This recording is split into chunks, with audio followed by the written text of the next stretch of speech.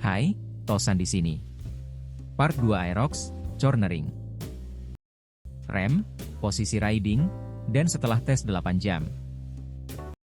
Plus impresi akhir dan konsumsi BBM.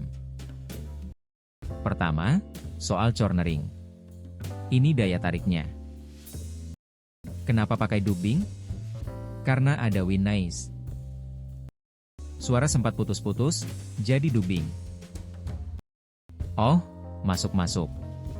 SCP. Nah, di Aerox saya memang mau ngebut begini. Tadi saya sudah gas banyak di jalan begini. Jadi saya sudah tahu, balansnya mantap. Soal rebah, sudut miringnya besar banget. Rasanya mirip flagship sporty Kymco SYM.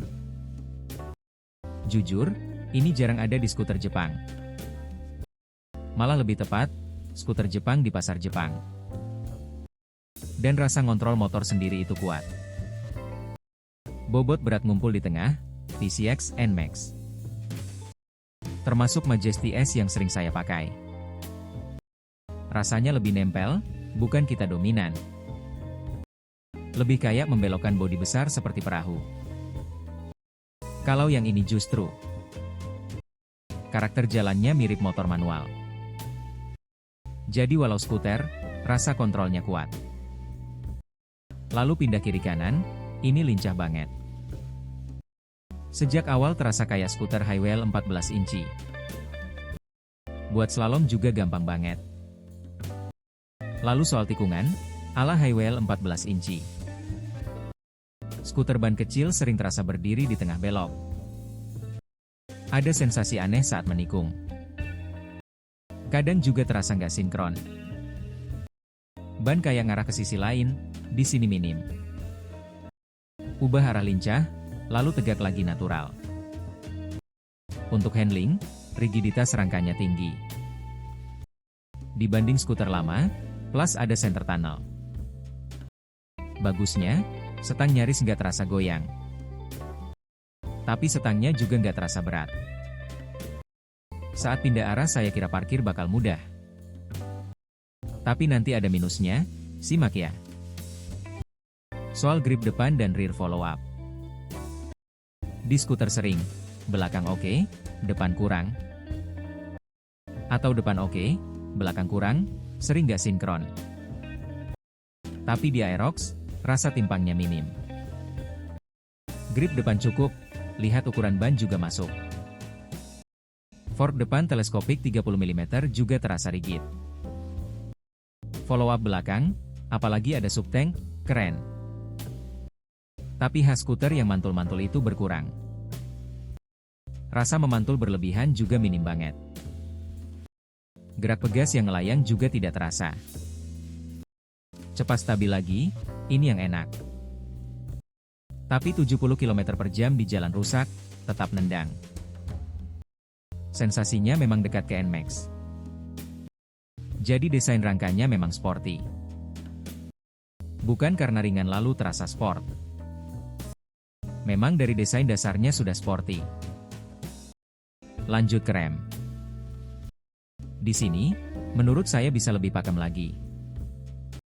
Sebenarnya tetap mudah dipakai, sih.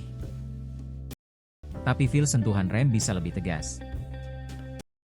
Jujur, PCX lebih premium. Feel-nya dekat NMAX. Karena saya coba full brake berkali-kali, simak.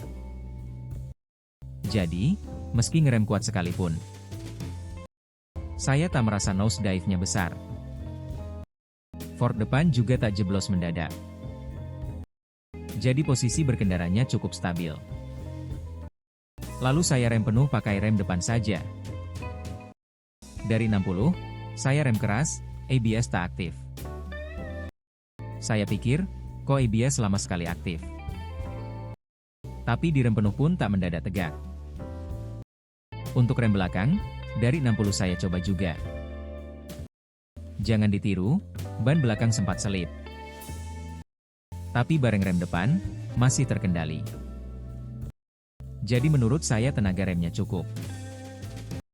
Tapi soal ABS, di 60 direm full pun Rasa gerak ABS kayak NMAX itu tak terasa.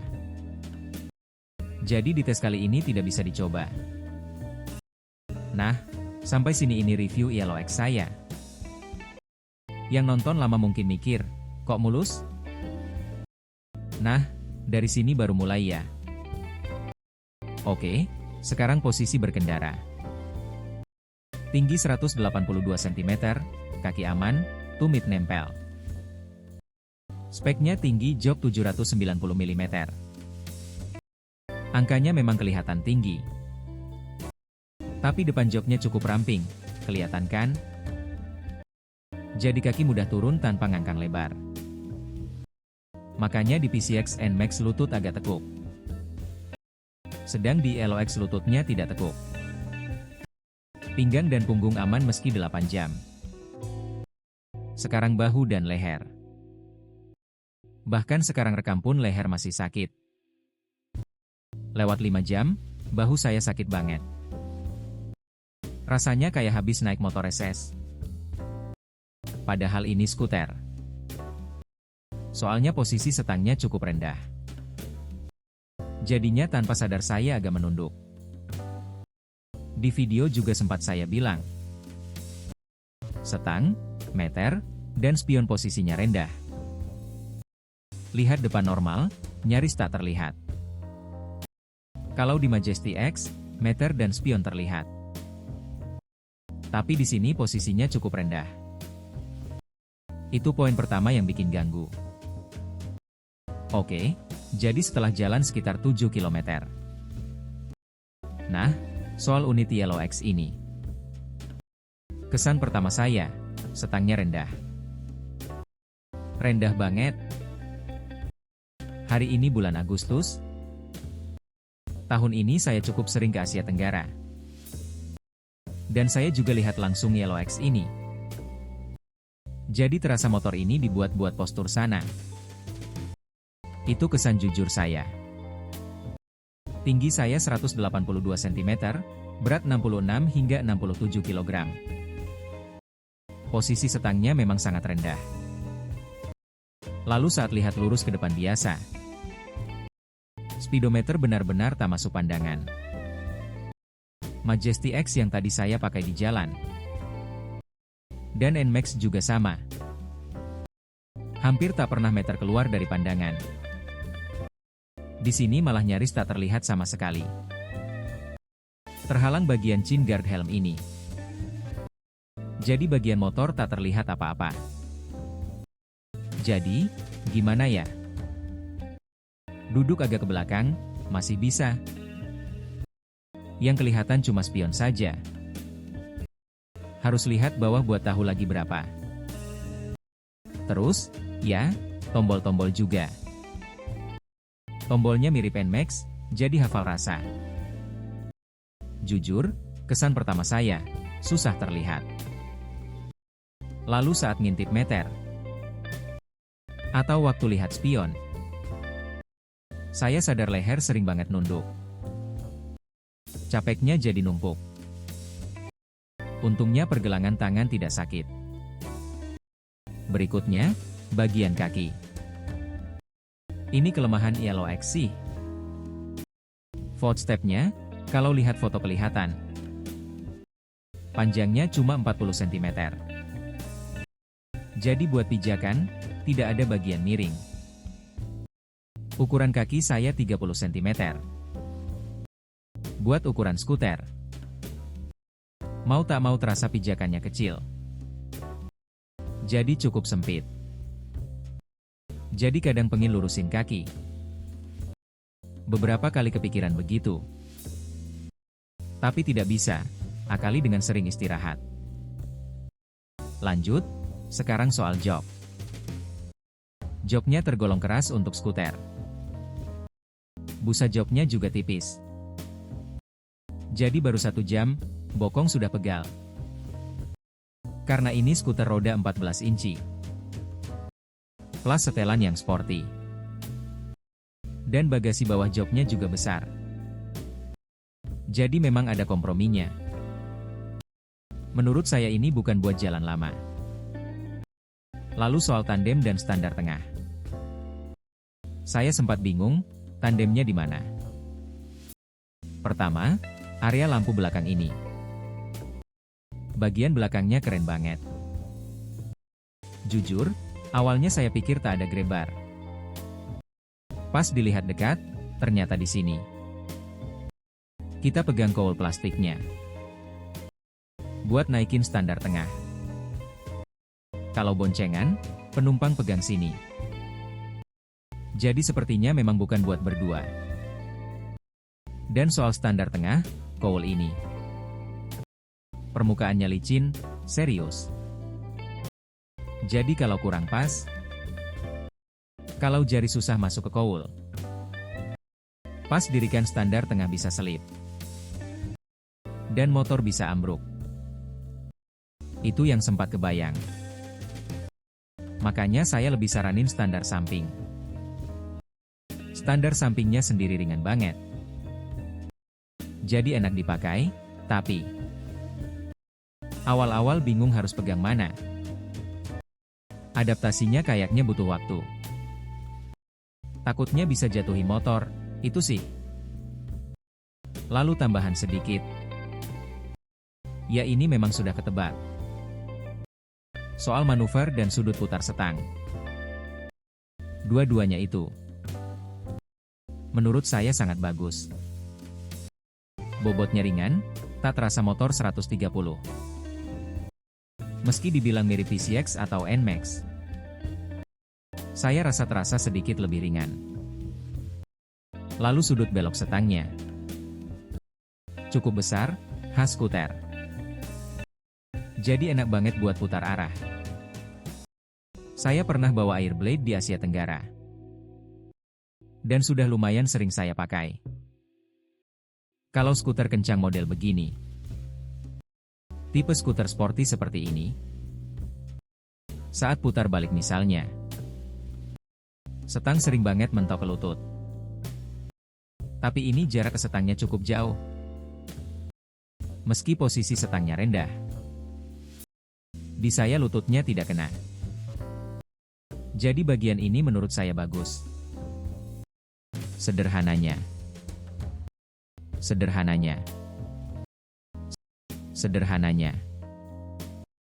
Oke, berikutnya, kita bahas soal kapasitas bawa barang. Pertama-tama, tidak ada kait belanja. Lalu ada charging Type-C 15W. Di sisi kiri, ada kompartemen sarung tangan tipis masih muat pas-pasan. Dan untuk masukin ponsel, bagian itu dibuat cukup dalam. iPhone 15 Pro Max saya juga masuk. Jadi sambil ngecas, bisa dicas tanpa kena hujan. Ya setidaknya secara teori bisa. Ada satu hal yang bikin saya penasaran. Tapi saya belum nemu info resminya. Bagasi bawah jok nyaris tidak panas. Mungkin saja. Mirip X-Max, mungkin ada semacam ventilasi di suatu bagian. Setelah dipakai jalan 6-7 jam, botol ILO H1L di dalam bagasi sama sekali tidak jadi panas. Harusnya sih tidak mungkin begitu. Di Majesty S dan skuter lain juga. Kalau simpan air biasanya jadi panas. Tapi ini benar-benar tidak panas. Itu yang bikin saya suka. Lalu simpel saja, yang ini. Saya coba isi bagasi. Lebih tepatnya, saya coba isi bawah jok. Helm memang tetap tidak. Helm full face mask. Ini sih sebenarnya sudah saya tahu. Tapi untuk simpan barang kecil, casing gadget dan pouch jelas cukup. Bahkan waist pouch juga. Dan ternyata masih sisa ruang banyak. Jadi buat barang kecil ini mantap. Kedalamannya, tapi helm full face tetap tidak muat. Nah, berikutnya panel meter, ya. Panel meter yang ini memang paling mudah dibaca di Yamaha. Pertama lihat meter ini di Trikiti. Meter digital, ya. Jujur X-Max dan NMAX pakai ini saja. Soalnya di panas 35 hingga 36 derajat Celcius tetap jelas. Masuk terowongan pun tetap jelas. Yang paling penting ya mudah dibaca. Lalu selain itu, meter ini bisa ganti 2 mode. Mode kedua itu simpel, ada di Trikiti. Tapi jarang kupakai, mending lihat RPM. Nah, untuk di sini RPM meter juga tampil. Indikator pseudo downshift juga jelas. Ada trip A, B, odo, juga baterai. Juga konsumsi instan dan rata-rata. Juga waktu tempuh, infonya banyak. Meternya memang tidak terlalu besar. Tapi info yang tampil. Lalu, ini juga bisa tersambung HP. Jadi bisa atur macam-macam. Tapi kali ini saya tak sambungkan HP. Jadi, yang bisa dilakukan dari sini. Seperti on-off traction control. Lalu reset, seperti reset trip juga. Hal-hal seperti itu juga bisa. Fitur meternya sudah sangat cukup. Meter NMAX dan XMAX fiturnya cukup.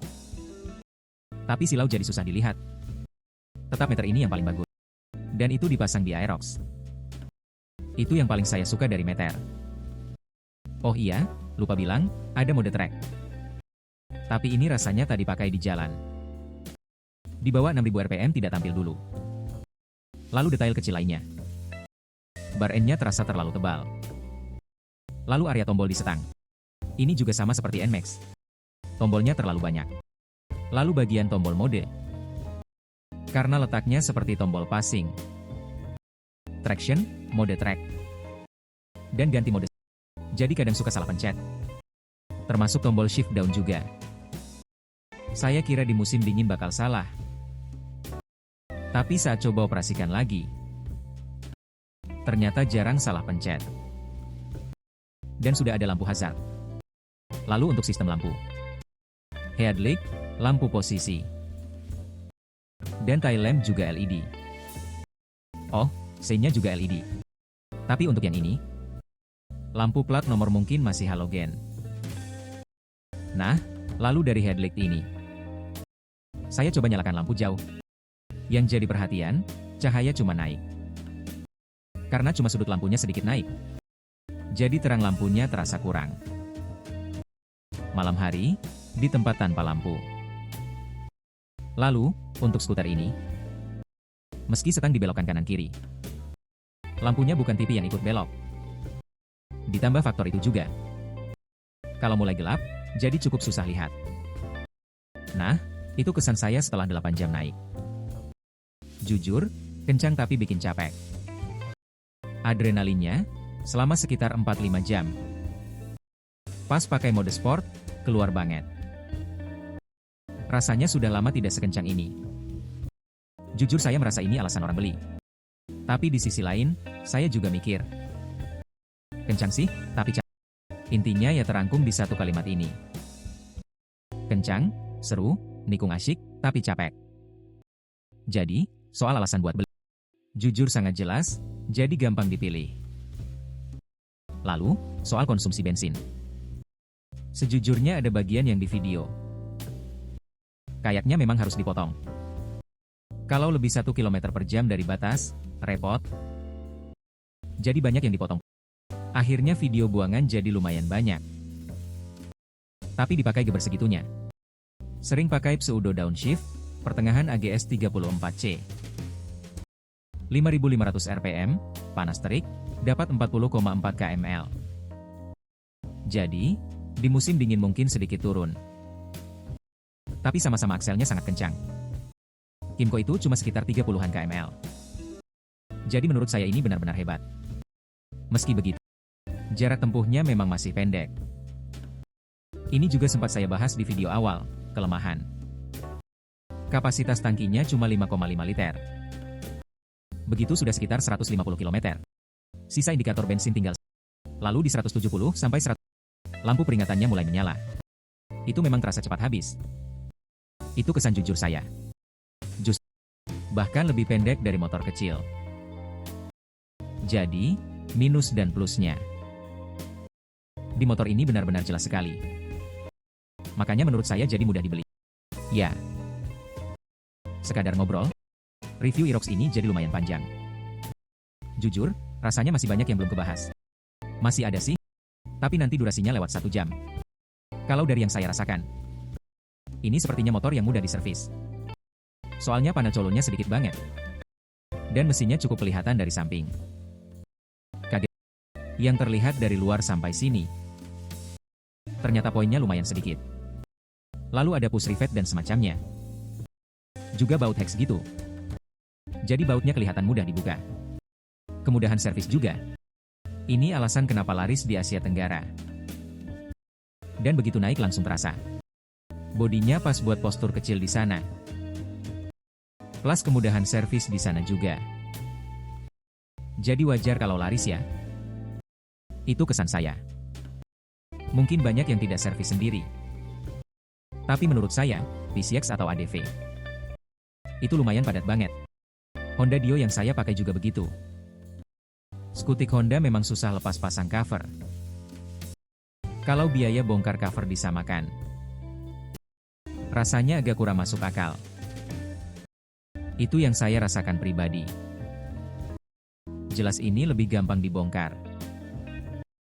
Jadi untuk videonya, gimana menurut kalian? Saya bagi jadi part 1 dan part 2. Tapi videonya jadi cukup panjang. Nah, di video berikutnya, saya mau bandingkan dengan NMAX. Sepertinya itu yang paling ditunggu. Jadi like dan subscribe ya. Saya juga bikin versi artikelnya. Cek web app baru kami, Mobiru. Data Irox juga sudah ada di sana. Yang minat, cek harga bekasnya. Sampai jumpa. BGM. Halo, saya Toshi. Hari ini saya lagi naik Irox 155. Dan akan review mendalam. Mari kita mulai. Pertama, ada banyak banget poin. Karena poinnya terlalu banyak, akan saya bagi jadi 2 bagian. Pertama, start buat pemakaian kota.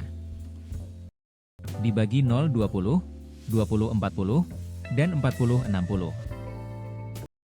Lalu selain itu, saat gas dibuka sedikit, dan saat dibuka penuh, bedanya apa? Lalu tentu saja yak ini.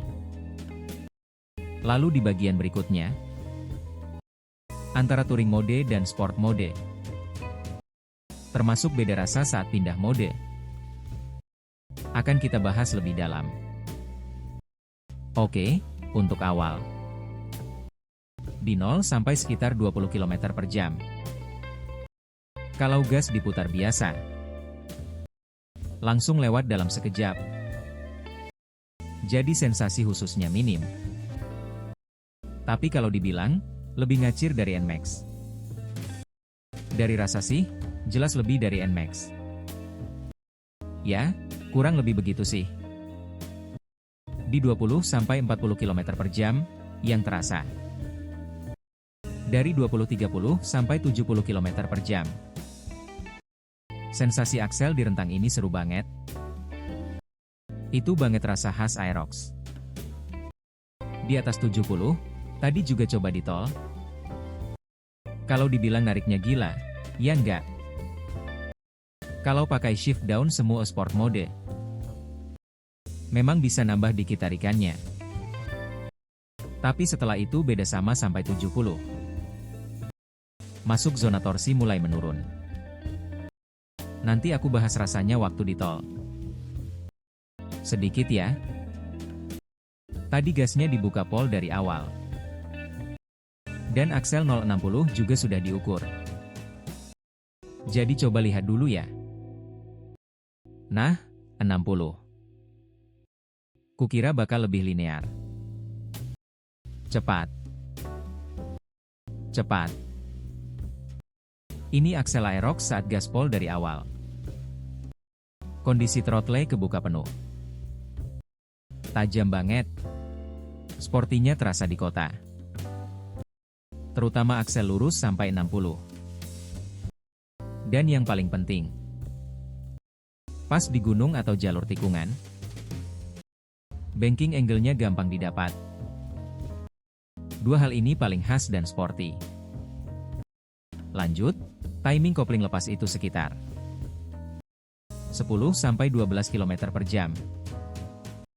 Skuter ini, untuk ukuran Yamaha, ternyata lumayan tahan macet.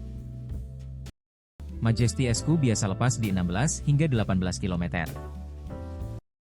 Nah ini, koplingnya susah lepas untuk Yamaha. Jadi memang cocok buat harian di kota. Baru kerasa saat gas dipelintir dikit. Sekarang bahas touring mode dulu. Dan shift down di sport mode. Soal shift down semu ini. Nah,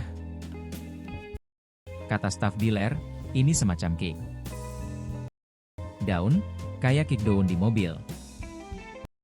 Walau jarang disebut begitu. Menurutku istilahnya agak nanggung. Entah jadi lebih gampang paham atau enggak.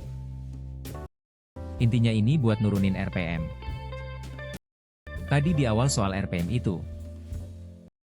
Iya, CVT, dan di situ poin utamanya. Skuter biasa kan pakai CVT. Jadi normalnya nggak ada shift down. Dulu di Majesty ada mode plus minus. Buat naik turunin RPM, tapi yang ini cuma bisa turun. NMAX juga begitu. Jadi pas nanjak, atau saat mau pakai engine brake, sengaja diturunin. Itulah shift down semu. Semoga jelas, walau agak ribet ya. Soal touring dan S mode, sport mode itu. Ini juga buat naik turun putaran, jadi tadi. Sudah jalan 56 km, saatnya coba sport mode.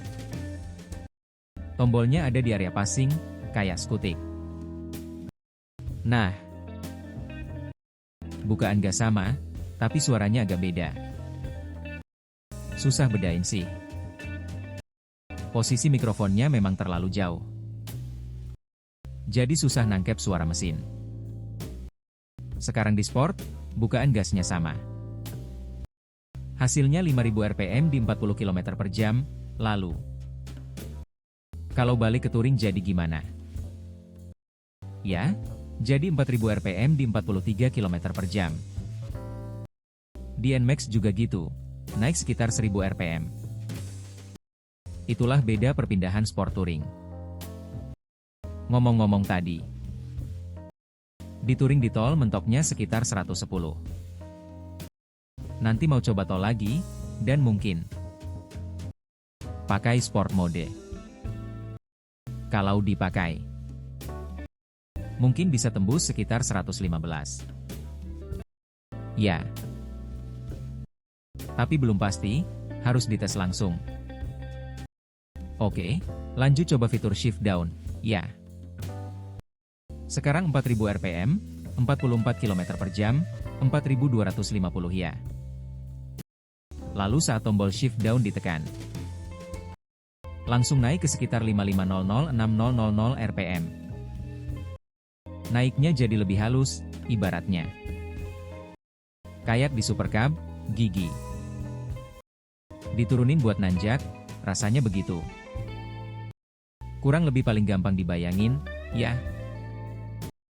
Jadi kalau tombolnya diklik, sekali turun 1, tekan lagi turun 2. Tekan lagi jadi turun 3, jadi langsung melonjak sampai 7000 rpm. Itu namanya shift down, untuk lepas.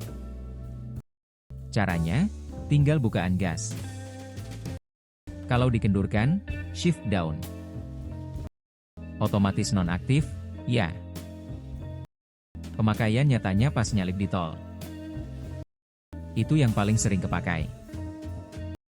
Di Kobe gunungnya banyak, tapi ke area pegunungan dalam, aku belum ke sana. Jadi, buat engine brake belum kepakai. Nanti mau coba di rute yang cocok. Ya, lalu ini. Ya, terus ini soal tangki. Mau kuselipin, tangkinya cuma 5,5 liter. Serasa motor 125 cc ya. Ini menurutku kelemahan terbesar unit ini. Alasannya, jarak tempuhnya pendek, Itu intinya. Waktu jalan 179 hingga 180 km. Akhirnya lampu peringatan dan indikator bensin menyala. Lalu di bawah logo Yamaha, lampu isi bensin juga nyala. Jadi menyala di 180 km. Apalagi konsumsi rata-ratanya 40 kml. Ya, rasanya mentok sekitar 200 km sih. Tapi tetap terasa cepat, 180 km sudah isi. Rasanya memang cepat habis, ya. Tapi kalau dibesarkan, akselerasinya, takut ketajaman akselerasinya berkurang. Oh ya, setelah jalan 58 km, indikator bensinnya ada 6 bar. Sekarang sudah turun sepertiga. Ya. Karena tadi lumayan digeber, sekarang 41,6 kml. Lagi jalan begitu. Kalau dikali 3, sekitar 130 hingga 140 km. Tapi rasanya nggak mungkin segitu. Jadi turunnya meter ini terasa cepat. Meski 40 kml, jarak tempuh cuma 200-an. Mungkin sekitar 200 sampai 250 km. Jadi tetap, daya jelajahnya pendek. Itu kesan jujurku, bar bensin juga bikin kepikiran. Tadi di tol pakai touring di ruas 100 km. Kali ini, mau coba rasain pakai sport mode. Memang sekitar libur Obon macet parah.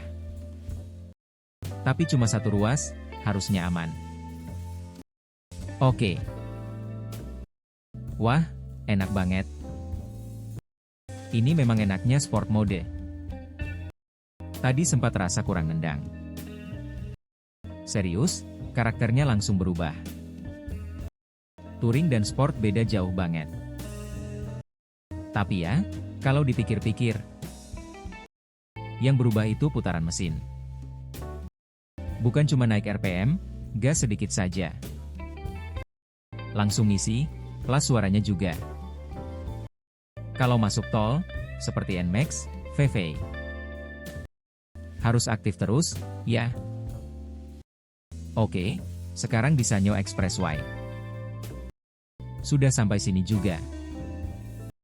Jadi kita jalan di ruas 100 km yang terkenal. Gila, sudut rebahnya luar biasa ini. Wah, ini bisa direbahin dalam banget.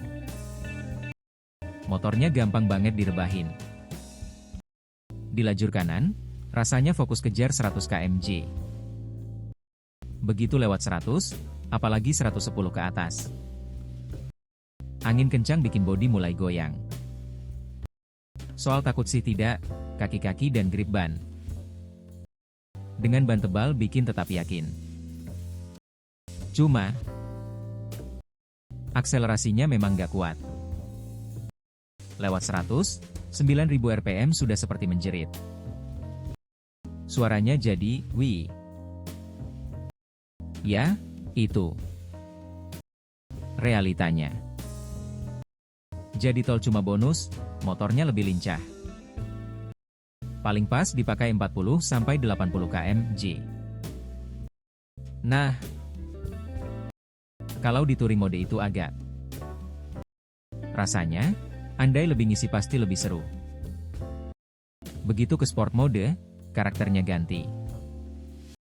Buat yang nonton channel utama pasti paham. Cygnus X, sama seperti Majesty juga. Itu bunyi, buun. Entah kenapa. Soalnya ada suara, buun, itu. Enak banget. Memang putaran menengah itu. Kalau gitu mending fokus riding kota. Ya, ada juga yang bisa ukur lap time. Jadi buat yang main di trek beda lagi. Tapi buat jalan umum, NMAX cukup kan? Nah, itu yang susah. Oke, jadi begitu. Gimana menurut kalian? Di tol, total saya coba 3 ruas. Termasuk jalan berbayar juga.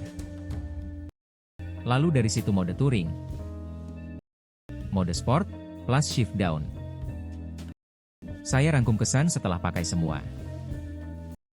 Lalu 60 km per jam dan 80 km per jam. Terus 100 km per jam, dan top speednya 115 km per jam, plus saya cek error GPS. Selisihnya ada 3 km per jam. Lalu saya rangkum semua kesannya. Pertama, tol di 60 km per jam dulu. Di bagian ini, untuk akselerasi dan stabilitas, angin samping, getar, wind. Hampir semua nilainya nyaris sempurna. Akselerasinya halus, stabilitas juga. Apalagi pakai ban ukuran 140.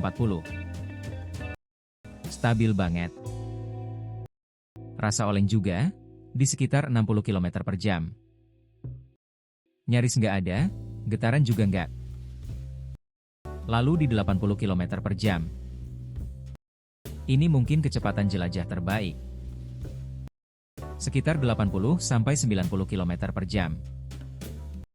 Kalau lewat 90, suara mesin mulai mengaum, jadi terasa kerja keras.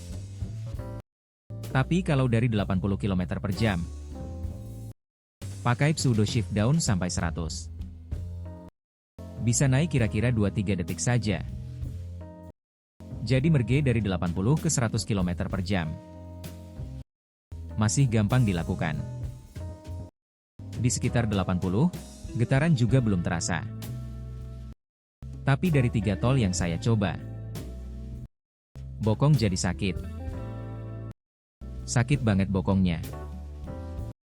Nanti di akhir video, habis total. Naik 8 jam, hasil akhirnya gimana? Akan saya rangkum, plus soal tampilan, bagasi, dan setelah benar-benar touring jauh. Rasanya seperti apa akan saya rangkum. Tetap saja, kalau simpel, NMAX. Buat tol menurut saya lebih enak. Lanjut, sekitar 100 km per jam. Di kecepatan ini, cruising cukup berat. Kecepatan dapat, tapi capek. RPM juga sekitar 9000-an. Suaranya jadi hampir seperti menjerit. Suaranya memang kencang, tapi tetap. Perlindungan anginnya juga minim. Suara dan anginnya gila banget. Dan saat lewat 100 km per jam, footstep mulai terasa bergetar. Soal getaran, spion juga. Goyangnya lumayan parah. NMAX ini sepertinya masih pakai spion bawaan pabrik. Dan ini goyangnya cukup parah. Jadi mobil belakang agak susah terlihat. Itu satu. Terus angin samping mulai terasa juga. Setelah lewat 100 km per jam. Rasa nempel dan kaki-kaki sih bagus. Tapi bobotnya ringan, sekitar 130 kg. Jadi saat lewat 100 km per jam, mulai terasa ada batasnya. Soal top speed, yang saya lihat mentok di 115 km per jam.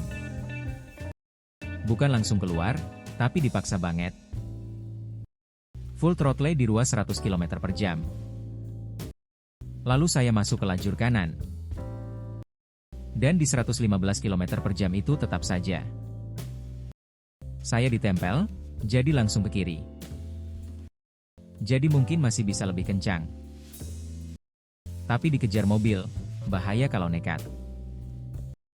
Jadi saya minggir saja. Ya, begitu ceritanya.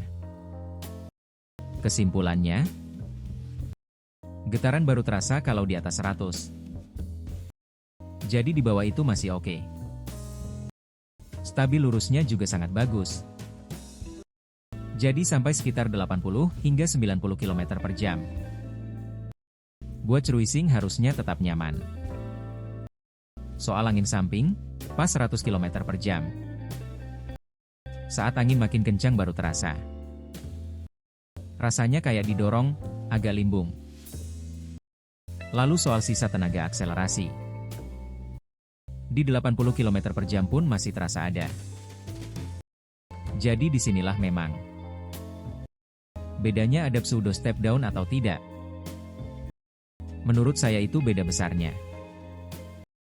XSR 155 yang baru saya coba itu benar-benar performanya tinggi banget. Cruising 100 km per jam pun masih santai. Motornya memang luar biasa. Jadi kalau dibandingkan ke sana ya beda. Tapi untuk Aerox ini juga saya pakai di judul thumbnail. Akselerasinya paling kencang sejauh ini di skuter pasar lokal. Dari sekitar 100 yang pernah saya coba. Yang paling cepat sebelumnya itu.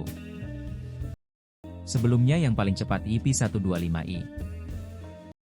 Dan ini hampir setara. Atau secara rasa, kalau pakai mode S. Plus sering shift down, yang ini malah terasa lebih cepat, skuter unik banget. Memang untuk jalan tol, ada sisi di mana NMAX sedikit unggul. Tapi untuk serunya dipakai di kota. Lalu, di video berikutnya ada jalur gunung juga. Termasuk itu, kami sudah touring ke sana. Semoga kalian cek detail-detailnya. Kalau videonya kalian suka, tolong like dan subscribe ya. Mohon dukungannya. Yang baru saya mulai belakangan ini. Momiru, yang ini juga. Web app-nya juga mohon dukungannya. Lalu, ini juga sudah saya tulis jadi artikel.